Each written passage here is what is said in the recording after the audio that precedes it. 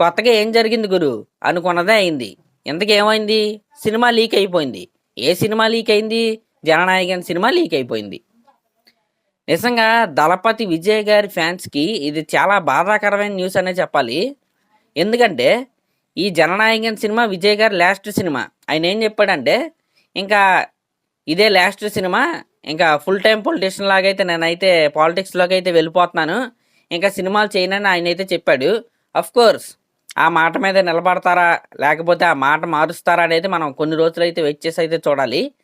After elections మనకు clarity అయితే వస్తుంది. కానీ ప్రజెంట్ అయితే జననాయకనే ఆయన లాస్ట్ సినిమా. దాన్ని థియేటర్లో భయంకరంగా సెలబ్రేట్ చేసుకుందామని విజయ్ గారి ఫ్యాన్స్ అందరూ రెడీ అయ్యారు. మొన్న సంక్రాంతికి అయితే సినిమా అయితే రిలీజ్ అవ్వాలి.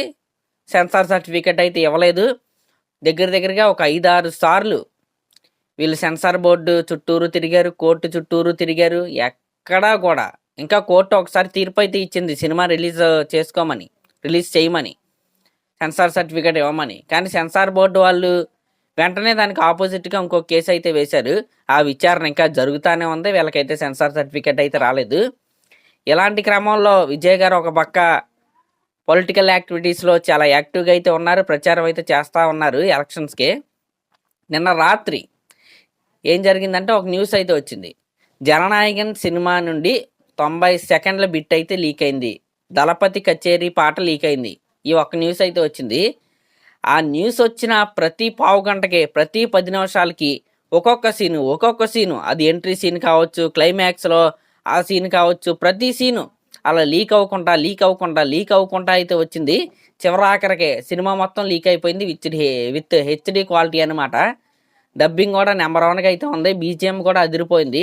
ఈ రకమైన ప్రింట్ అయితే లీక్ అయిపోయింది. ఎవరో కావాలని లీక్ చేస్తే తప్ప ఇంత క్లారిటీ ప్రింట్ అయితే లీక్ అవ్వదు. ఖచ్చితంగా ఇది టార్గెట్ చేసే, విజయ్ గారిని టార్గెట్ చేసే ఇదంతా చేస్తున్నారు. అది మనందరికీ తెలిసిందే. అది సెన్సార్ సర్టిఫికేట్ ఆపిన దగ్గర నుంచి ఈ రోజున లీక్ అయ్యేంత వరకు దీని వెనకాల ఒకరి హస్తం అయితే ఉంది. వాళ్ళ అండ చూసుకుని సెన్సార్ బోర్డు వాళ్ళు ఎలా అయితే చేశారు, ఈ రోజున సినిమా కూడా ఖచ్చితంగా ఎవరో లీక్ చేపిస్తేనే లీక్ అయ్యిద్ది, లేకపోతే ఎలా లీక్ అయ్యిద్ది? అయినా ఒక స్టార్ హీరో సినిమాని అలా అంటే మొత్తం shooting, editing, BGM, post production మొత్తం అయిపోయిన తర్వాత సెన్సార్ బోర్డు దగ్గరికి వెళ్ళిన తర్వాత లీక్ అవ్వకుండా ఆపటం అనేది చాలా కష్టం.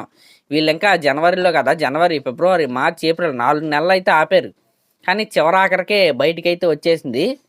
నిజంగా చాలా బాధాకరమైన విషయం. ముందు ప్రొడ్యూసర్ గారు, కేవీఎన్ ప్రొడక్షన్ హౌస్ అనమాట దీనికి ప్రొడ్యూసర్లో, వాళ్ళు దెబ్బ అయిపోయినట్టే. ఇంకా వాళ్ళు ఓటీటీని అప్రోచ్ అవుతూ బెటరు.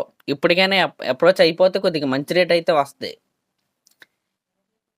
మరి ఎలక్షన్ తర్వాత విజయ్ గారు సినిమాలు తీస్తారా? ఎలక్షన్ తర్వాత ఇంక సినిమా రిలీజ్ అవ్వాలి, ముందు రిలీజ్ అయ్యే అవకాశం అయితే లేదు. మరి ఎలక్షన్ తర్వాత అయినా దీనికి సెన్సార్ సర్టిఫికేట్ ఇస్తారా, ఇవ్వనిస్తారా, రిలీజ్ అవనిస్తారా? ఒకవేళ ఎలక్షన్ తర్వాత రిలీజ్ అయినా ఈలోపు సినిమా మొత్తం ఆల్రెడీ డౌన్లోడ్లు పెట్టేశారు, చూసేస్తున్నారు, రివ్యూలు ఇచ్చేస్తున్నారు. భగవంత్ కేసరి సీన్ 2 సీన్ దింపేశారు అంటున్నారు, ఆ ఎంట్రీ సీన్ పెట్టేస్తున్నారు, జైలు సీన్ పెట్టేస్తున్నారు. ఈ రకమైన నెగిటివ్ పబ్లిసిటీ ఆల్రెడీ సినిమా పైన అయిపోతుంది, సినిమా బాగాలేదు అని. ఒక పక్క విజయ్ గారి ఫ్యాన్స్ ప్లీజ్ ఎవరో దీన్ని షేర్ చేయొద్దు, ఎవరో చూడదని ఈ రకమైన ప్రచారం వాళ్ళైతే చేస్తున్నారు. కానీ యాంటీ ఫ్యాన్స్ అయితే లింక్ని అయితే ప్రచారం చేస్తున్నారు, సినిమాని అయితే డౌన్లోడ్ చేస్తున్నారు, చూస్తున్నారు. నిజంగా వరస్ట్ థింగ్ అండి. అంటే పాలిటిక్స్లో ఉన్నప్పుడు పొలిటికల్గా చూసుకోవాలి, కానీ సినిమాని టార్గెట్ చేయడం కరెక్ట్ కాదు. అలాగే సినిమాని సినిమాలాగే తీయాలి, కానీ సినిమాలో పొలిటికల్ డైలాగ్స్ పెట్టడం కూడా కరెక్ట్ కాదు. ఇక్కడ ఎవరో కరెక్ట్ అయితే కాదు, సినిమాలో పొలిటికల్ డైలాగ్స్ పెట్టకూడదు. అది ఎలాంటి టైంలో అసలు పెట్టకూడదు. పొలిటిక్స్లోకి ఎంట్రీ ఇచ్చిన తర్వాత, అది కూడా ఎలక్షన్స్ ముందు పవర్లో లేనప్పుడు పెడితే ఇలాగే ఉంటుంది, ఖచ్చితంగా చూపిస్తారు. అవన్నీ జాగ్రత్తలు తీసుకునే సినిమాలు అయితే తీయాలి.